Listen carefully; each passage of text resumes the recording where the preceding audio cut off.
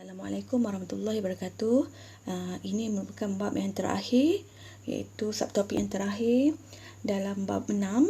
Okey, ini adalah topik 6.2, tenaga nuklear.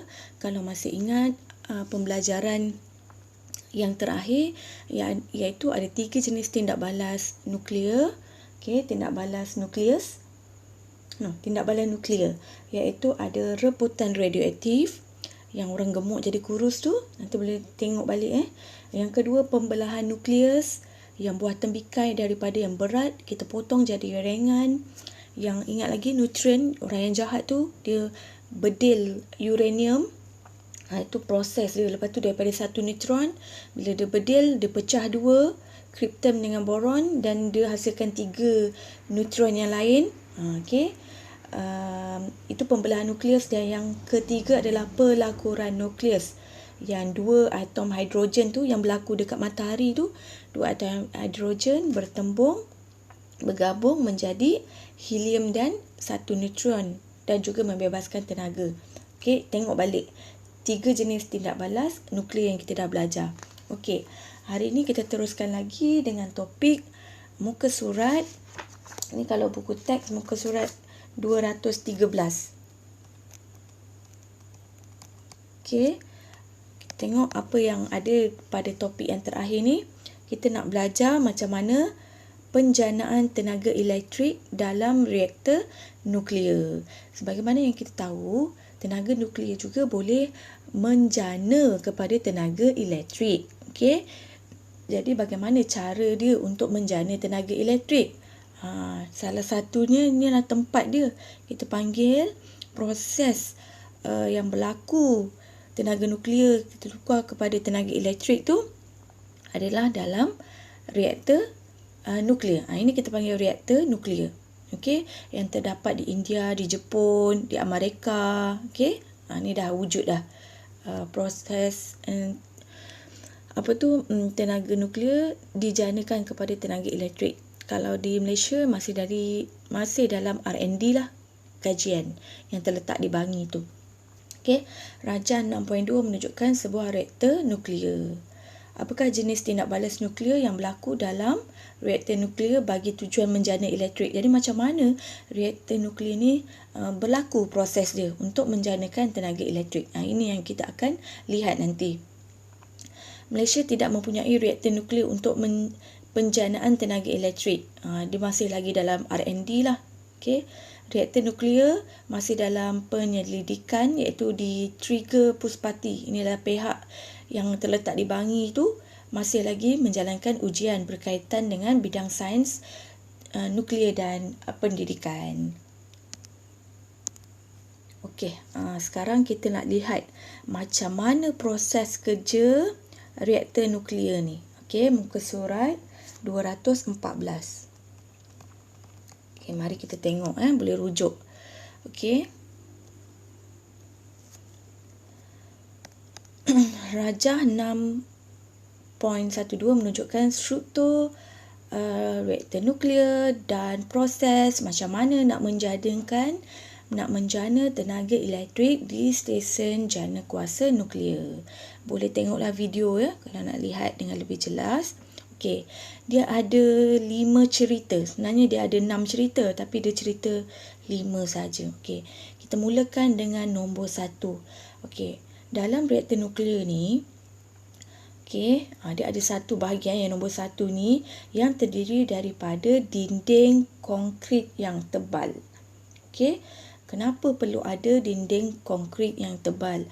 Sebab dalam proses nombor 1 ni, kalau awak baca di bawah ni, okey, dalam reaktor nuklear kan ada 3 jenis tindak balas nuklear kan? Okey, untuk menjana elektrik di negara-negara yang telah berjaya, dia tak guna konsep rebutan radioaktif, dia tak guna pelakuran nuklear, sebab pelakuran nuklear hanya berlaku di satu tempat tekanan yang tinggi macam di matahari. So yang sesuai adalah proses pembelahan nukleus.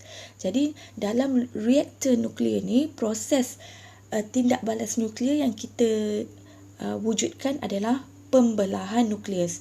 Okey, Nanti kita ingatkan balik macam mana terjadinya pembelahan nukleus.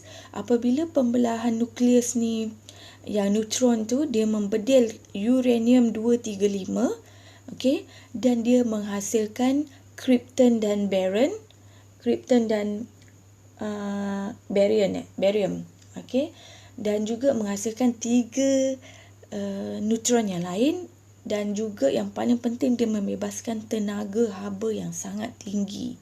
Okey, jadi sewaktu proses pembelahan nukleus ni dengan di mana nombor 1 ni tempat tenaga haba tadi akan berlakunya membebaskan tenaga haba yang tinggi. Lepas tu ada proses steam, uap air yang masuk, nanti cikgu cerita dia akan bertukar jadi steam. Jadi banyak proses tindak balas berlaku.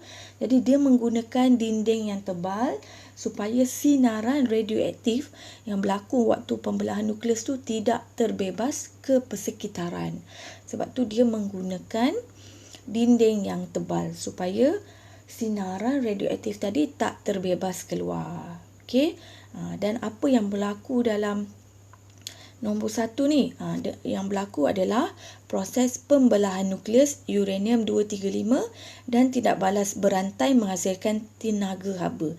Nanti cikgu terangkan apa itu tindak balas berantai. Okey, tu nak fahamkan dia menggunakan dinding yang tebal. Yang kedua, untuk menjana tenaga elektrik dengan menggunakan tenaga nuklear ni, tempat yang perlu kita letakkan reaktor nuklear ni perlu letak dia berhampiran dengan sumber air seperti laut, sungai atau tasik. Macam ni. Okey, dia mesti dekat dengan sumber air sebab air itu nanti proses yang kedua. Okey, ni yang pertama dia nak ceritakan pasal dinding konkrit yang tebal. Yang kedua dia nak cerita pasal pam air. Jadi sumber air tadi akan dipam masuk, okey, masuk ke dinding tebal tadi. Okey, dan apa yang berlaku di sini? Air akan dipam masuk oleh reaktor nuklear dan air tersebut akan dipanaskan. Okey, pam air tadi akan masuk dekat dinding tebal ni. Okey, akan dipanaskan air tersebut. Okey, air dipam, nombor 2 ni, air dipam ke dalam teras reaktor. Ini nama dia teras reaktor. Okey, dalam ni teras reaktor ni lah.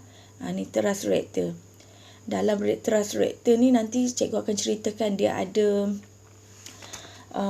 rod. Dia ada rod pengawal, ada ni nama dia moderator. Okey, nanti kita akan jelaskan lah. Ini teras. Air itu tadi dia masuk dalam teras reaktor. Okey, bagi menyerap tenaga haba yang dibebaskan oleh pembelahan nukleus. Okey, air itu dipam masuk ke dalam teras reaktor dan dia akan menyerap tenaga haba. Waktu proses pembelahan tu dia akan menghasilkan tenaga kan, dan teras reaktor ni juga dia akan menyerap tenaga-tenaga yang berlaku sewaktu proses pembelahan nukleus. Dan okey, tu dia nak cakap dalam ni, apabila air dipam masuk, yang kedua cerita pam masuk, dan air tu akan masuk ke dalam teras reaktor. Okey, dan air tu juga tujuan dia untuk menyerap, dengan bantuan air tadi dalam teras reaktor ni dia akan menyerap tenaga-tenaga haba daripada yang terhasil daripada pembelahan nukleus. Okey. Yang nombor 3, yang nombor 3 baru dia cerita pasal steam. Air yang dia masuk tadi, air yang masuk dalam teras reaktor ni dia akan dipindahkan ke tempat yang nombor 3 ni. Di mana pendidihan air menghasilkan steam yang bertekanan tinggi. Steam ini akan disalurkan ke turbin. Jadi air yang dalam teras reaktor ni tadi disalurkan ke tempat yang nombor 3 ni, steam ni. Okey, dia akan berlakunya steam ditukarkan ke steam di mana steam bertekanan tinggi. Okey, dipindahkan kepada wap lah. Air tadi dididihkan dan dipindahkan ke dalam bentuk steam atau wap. dan steam tu tadi dialirkan pula kepada nombor 4, turbin. Jadi kita nampak kat sini, steam tadi tu, wap air tadi tu, dia disalurkan, aliran steam ni disalurkan, dia mempunyai tekanan yang sangat tinggi. Wap air tu tadi, panas tu, dia mempunyai tekanan yang sangat tinggi dan laju yang tinggi. Sehinggalah apabila disalurkan ke aliran steam tu dengan tekanan tinggi dan suhu yang tinggi tadi, dia dapat memutarkan turbin ni tadi. Okey, apabila turbin tu berputar, dia disambungkan ke generator, atau kita panggil sini generator, penjana. Okey. Jadi generator ni pun atau penjana tu tadi pun akan berpusing lah sebab turbin berpusing. Jadi apa yang berlaku di sini? Sewaktu dia berpusing, akan berlaku kat situ DGE teraruh atau DGE aruhan, ataupun wujudnya arus aruhan. Yang ini kita dah belajar kan? Okey. Kenapa boleh wujudnya arus aruhan? Sebab kat sini arus aruhan yang dalam exam tu terjadi apabila berlakunya pemotongan flux magnet. Jadi dalam ni ada magnet kekal, ada gegelung magnet. Jadi apabila arus tu, turbin tu tadi menghasilkan arus tu, arus aruhan tu, dia lalu ke dalam magnet-magnet tadi, dia berpusing, maka wujudnya pemotongan flux magnet. Maka DGE akan teraruh dekat situ. Okey. Dan apa yang kita nampak, ini pun kita dah belajar dah kan, macam mana berlakunya dekat sistem penjana elektrik. Jadi dekat sini dah ada transformer. Kita guna transformer apa? Step up kan? Transformer injap naik. Kenapa dia menggunakan injap naik kat situ? Sebab dia nak meninggikan voltan dia. Okey. Apabila voltan dia sangat tinggi dekat sini, maka power loss dia adalah berkurang. Kenapa dia tinggikan voltan dia kat situ? Sebab contoh macam dekat mana berlakunya penjana tenaga elektrik, macam kat Terengganu kan, dia nak salurkan ke Pahang, atau memanglah sistem penjanaan jauh kan daripada tempat kita. Jadi dekat situ pelbagai rintangan boleh terjadi kan, sewaktu nak sampainya tenaga elektrik ke rumah kita dengan wayar yang panjang. Jadi dia kena tinggikan voltan dia supaya kuasa yang sampai P-loss, kuasa yang hilang tu berkurangan. Okey. Jadi apabila dia menggunakan transformer yang tinggi, nanti dekat situ akan berlakulah penurunan kuasa kan.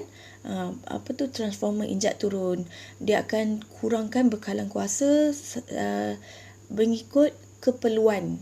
Macam di kilang, di rumah kita, okey, sampai di rumah kita dia menggunakan transformer injak turun, dia menurunkan kadar bekalan kuasa elektrik tu tadi, macam kita dah belajar kan sebelum ni kan.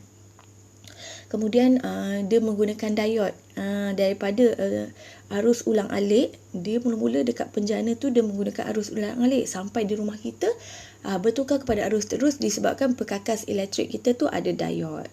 Okey, macam itulah cara dia. Okey, step 1 dinding tebal, lepas tu dia pump air, lepas tu air tu dia masuk dalam reaktor thrust reactor. Lepas tu dalam thrust reactor ni dia menyerap tenaga haba. Air tadi berfungsi menyerap tenaga haba daripada pembelahan nukleus. Kemudian dia masuk kepada steam. Dijadikan wap, dididihkan air tu, dijadikan wap. Steam tu dia salurkan ke turbin. Sebab tekanan tinggi tadi dia boleh memutarkan turbin. Dan penjana elektrik ni berlaku DGE aruhan. Okay? Disebabkan berlakunya pemotongan flux magnet. Dan yang keenam, dia tak cerita kat sini, air yang dipanaskan tadi tu, okey, yang steam tadi tu, dia akan masuk kepada kondenser. Kondenser ni kondenser ni dia masuk kat sini, dia salurkan, dan air yang wap panas tu tadi dia masuk kepada menara penyejuk. Dia akan disejukkan dan dia alih keluar. Okey, dia alih masuk ke dalam laut, sungai atau tasik tu balik. Okey, dia akan terkondensasi balik. Okey. Steam tadi tu kondenser nama dia, atau terkondensasi, dimasukkan ke dalam menara penyejuk, nak sejukkan sebelum dia keluar balik.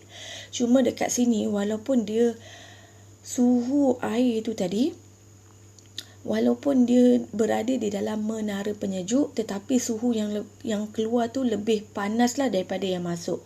Contoh air yang masuk tu 28 darjah Celsius, yang keluar tu mesti lebih tinggi lah. Okay, sebab dia masih lagi panas. Mungkin 38 darjah Celsius ke, okay, tapi kurang lah sikit sebab dia dah disejukkan. Dan kita tahu apabila berlakunya di sini, apa ya, gas yang terbebas di sini adalah gas karbon dioksida. Tetapi gas karbon dioksida yang keluar lebih terselamat, lebih selamat berbanding ini digunakan tenaga nuklear kan. Itu yang kita kata, nak janakan tenaga elektrik daripada tenaga nuklear lebih selamat. Okey, berbanding dengan gas asli. Kalau kita guna arang batu untuk petroleum untuk menjana yang macam dekat Parker tu kan, untuk menjana tenaga elektrik, dia juga menghasilkan gas karbon dioksida, tapi gas karbon dioksida dia lebih banyak, lebih tinggi daripada gas karbon yang kita guna dalam reaktor ni, nuklear. Okey, jadi kalau kita gunakan tenaga nuklear, dia lebih selamat lah daripada menggunakan bahan api. Okey, gas karbon dioksida tu lebih sedikit yang keluar. Okey, itu dia cerita. Tu tadi proses 1, 2, 3. Kalau tengok proses 4 tadi cikgu tak baca kan. Turbin diputarkan oleh steam yang mempunyai tekanan tinggi. Tadi cikgu kata tekanan tinggi tu dia boleh membebaskan turbin. Seterusnya memutarkan magnet atau gegelung dalam penjana tu tadi, generator tu. Penjana steam tersebut akan terkondensasi menjadi air. Yang inilah. Ni. Air, steam tu tadi akan terkondensasi menjadi air untuk dialihkan keluar. Okey, yang kelima, tenaga elektrik, yang ni nombor 5, dijana dihantar melalui sistem penghantaran bekalan kuasa kepada pengguna. Ini dia cerita tentang proses tenaga elektrik terhasil di dalam reaktor nuklear. Okey. Okey, seterusnya muka surat 215. Okey. Dalam 215 ni tadi, ini yang berlaku dalam reaktor nuklear tu kan tadi, masih ingat tak? Tindak balas berantai. Cikgu nak ceritakan tindak balas berantai yang berlaku dalam yang nombor 1 tu tadi. Okey. Ini pembelahan nuklear. Satu neutron 10 yang jahat tu dia akan bedil. Pembelahan tu dia memecah belahkan keluarga kan. Okey, jadi nukleus induk yang keluarga yang aman harmoni tu 235, uranium 23592 ni, apabila dibedil, jadi hubungan tu dia dah berpecah kepada dua. Isteri balik krypton yang cikgu cakap tu, suami balik barium. Dan yang jahat tadi, neutron yang jahat tu tadi, apabila dia dah pecahkan, memecah belahkan keluarga tadi, dia terpecah pula. Dia happy, jadi dia bentuk lagi tim dia kepada tiga neutron. Dan dia juga menghasilkan tenaga yang sangat kuat. Tenaga yang sangat tinggi lah. Okey. Kemudian nak cakap yang tindak balas berantai tu tadi, neutron yang jahat tu tadi, kita panggil dia jahat sifat dia tu, dia tak berhenti di situ. Dia membedil lagi. Dia cari lagi keluarga bahagia uranium 235. Seorang ni bedil lagi. Seorang ni bedil lagi. Seorang ni bedil lagi. Dan dia ulang balik sehinggalah yang keluarga uranium yang baru tu tadi, dia pecah lagi kepada dua. Okay, setiap uranium 235 pecah lagi. Dan apabila dia pecah, balik krypton barium. Krypton barium dia menghasilkan nukleus krypton dan barium. Dan apa yang kita nampak, daripada satu neutron dia jadi 3, dan satu tu dia pecah lagi 3. Jadi 3 dia jadi 9. Gandaan 3. 1, 3, 9. Kalau dia cari lagi, dia akan pecah lagi menjadi 27. 3, 9 darab 3, 27 lagi dia pecah. Okay. Jadi kita nampak kat sini proses pembelahan tu tadi menghasilkan tenaga yang sangat tinggi lah. Okay, tenaga haba yang sangat tinggi. Jadi tenaga haba yang sangat tinggi ni lah tadi, dia membantu untuk memanaskan air. Kita nampak tadi dalam gambar rajah dia tu, dalam reaktor nuklear tu, okay, yang pam air dimasukkan step yang kedua tu. Jadi tenaga haba ni lah yang membantu jugalah untuk memanaskan air tu tadi menjadi steam dan memusingkan turbin tu tadi. Turbin. Okay, ni boleh tengoklah video tindak balas berantai tu. Okay, ni nama dia tindak balas berantai. Dia berkait. Okay, kita tengok. Di dalam reaktor nuklear tu tadi, dia tidak menggunakan rebutan radioaktif dan pelakuran ya. Dia hanya berlaku pembelahan nukleus. Inilah proses dia tindak balas berantai. Tindak balas pembelahan nukleus uranium-235 menghasilkan dua nukleus anak. Okey, dua nukleus anak, krypton dan barium. Ini nukleus induk, ini nukleus anak. Dan 3 neutron yang bergerak pantas dan membebaskan tenaga yang sangat besar. Ini 3 neutron dan tenaga lah, membebaskan tenaga. Neutron-neutron tersebut akan membedil uranium-235 yang lain. Dia akan cari lagi uranium-235 dan akan membebaskan neutron yang lebih banyak melalui pembelahan nukleus yang berterusan. Okey, pembedilan ini berlaku secara berantai, tindak balas berantai, berulang-ulang dan berlaku sangat cepat. Tindak balas ini berterusan dikenali sebagai tindak balas berantai. Inilah nama dia, tindak balas berantai. Okey, di mana pembelahan nukleus itu berlaku secara berulang-ulang. Tindak balas berantai yang berlaku dalam teras reaktor perlu dikawal. Jadi kita nampak dalam teras reaktor tu tadi, yang cikgu cakap tu tadi. Okey, boleh tengok balik gambar rajah tadi tu. Pembelahan nukleus berlaku di situ. Okey, tindak balas berantai berlaku dengan sangat cepat dan sebenarnya perlu dikawal.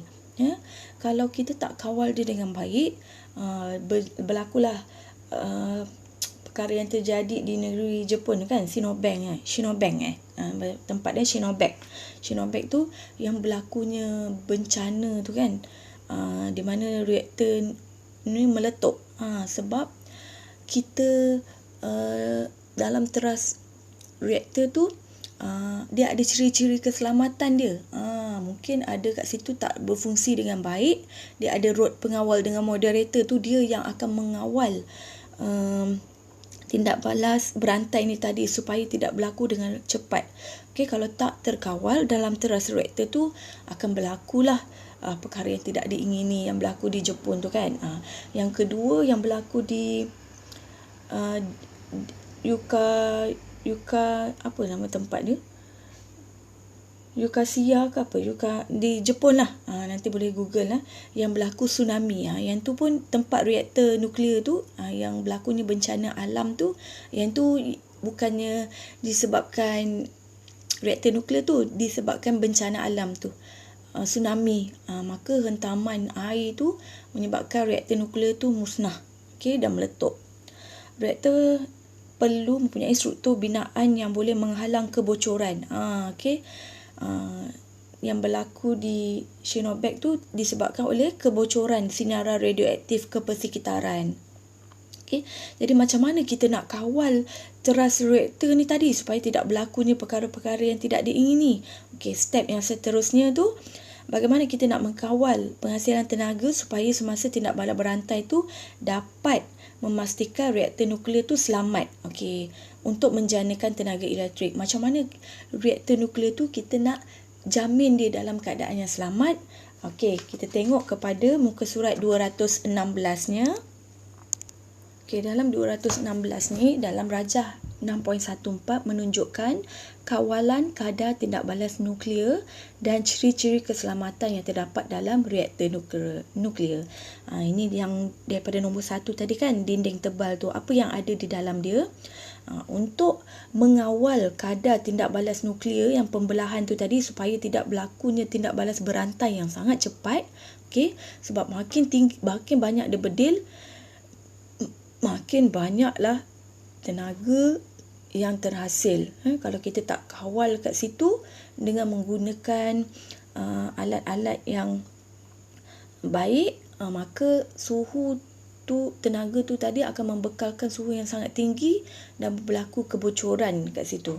Okey, kita tengok kawalan kadar tindak balas nuklear. Yang pertama, dekat teras reaktor tu, okey, ni teras reaktor dalam dia tu yang panjang-panjang tu perlu ada rod pengawal.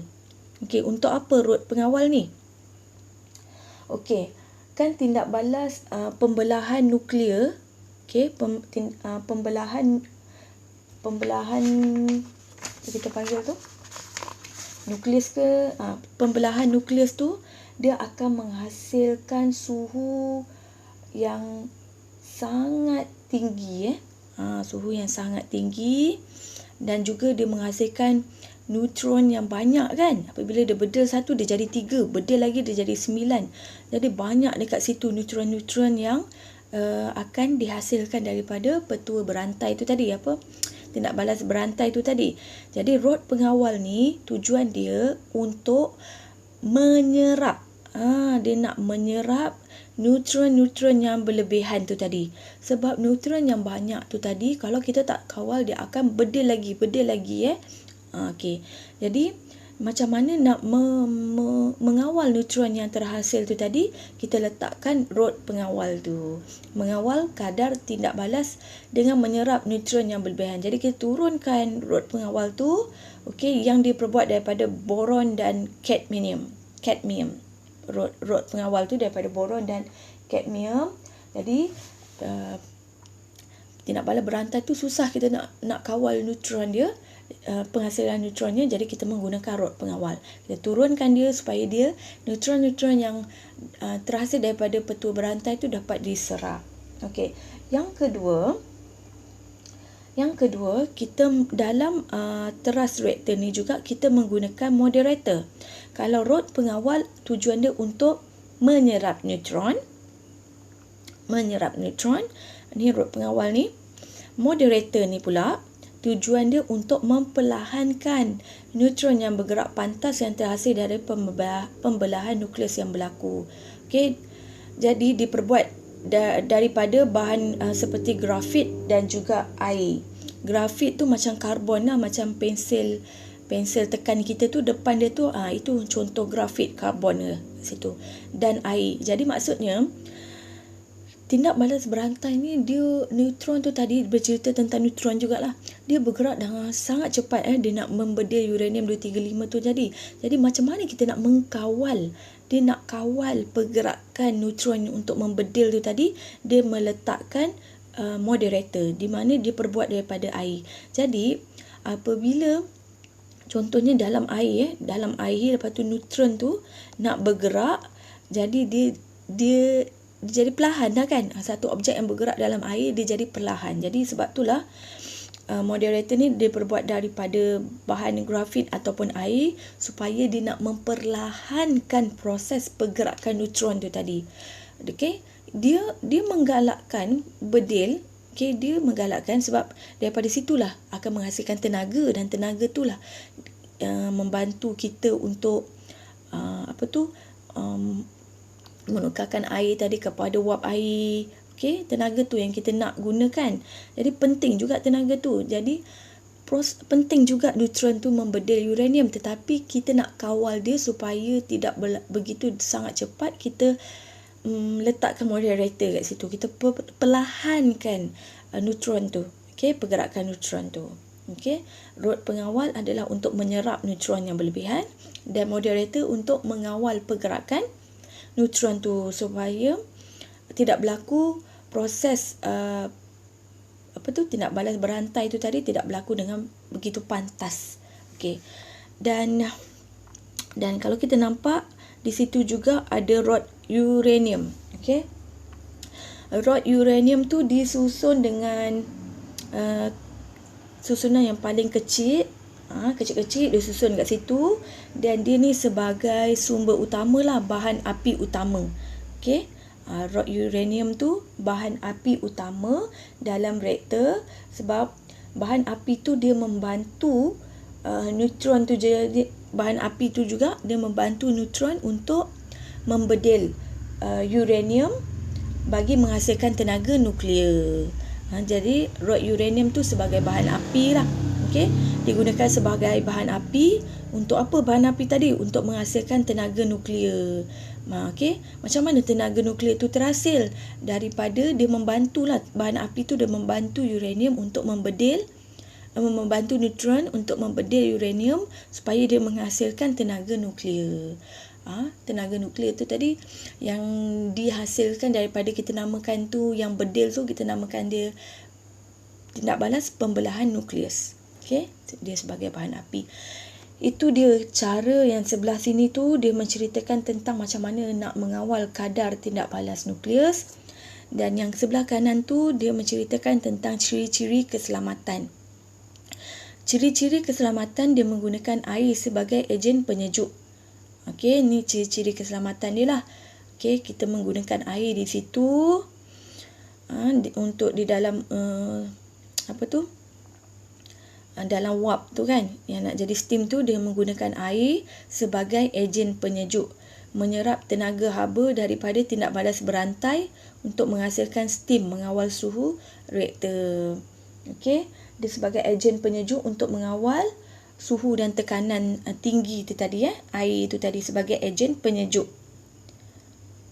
Dia menyerap tenaga haba.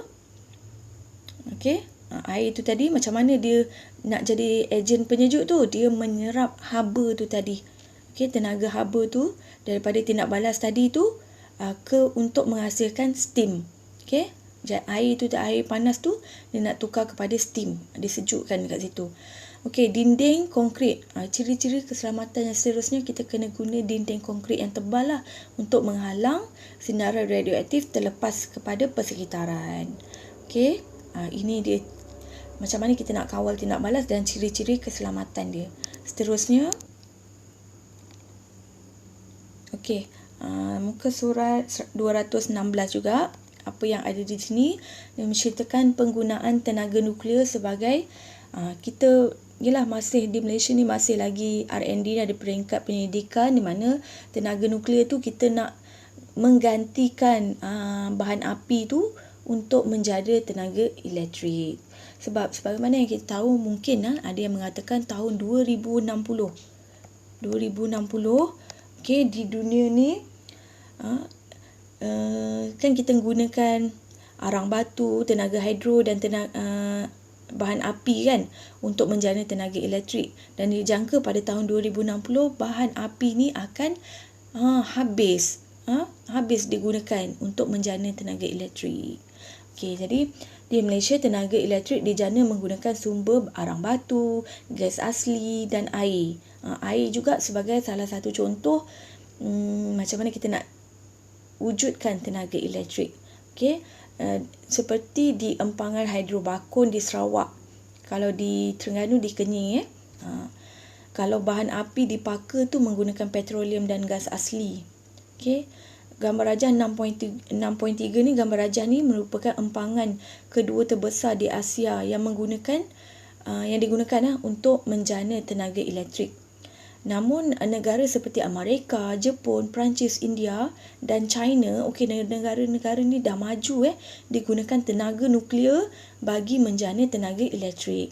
Tapi di Malaysia ni masih lagi di peringkat penyelidikan. Okey, itulah macam cikgu cakap, tahun 2060 arang batu, gas asli ni akan dijangka habis. Okey, jadi macam itulah.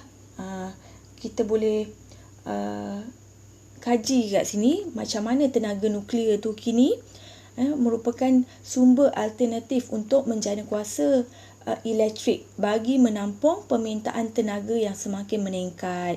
Diharapkan daripada kajian tu tadi dapatlah tenaga nuklear tu dapat mungkin kita tak pasti kalau ada sumber tenaga, sebab reaktor nuklear ni perlu diwujudkan di tepi laut, sungai atau tasik yang ada bekalan air yang mencukupi untuk kita janakan dia kepada tenaga elektrik. Jadi dalam bab tenaga nuklear ni dah habis pada minggu depan kita akan masuk tajuk baru, dan latihan nanti cikgu akan berikanlah formatif. Latihan nanti cikgu akan bagikan di dalam Google Classroom. Okey.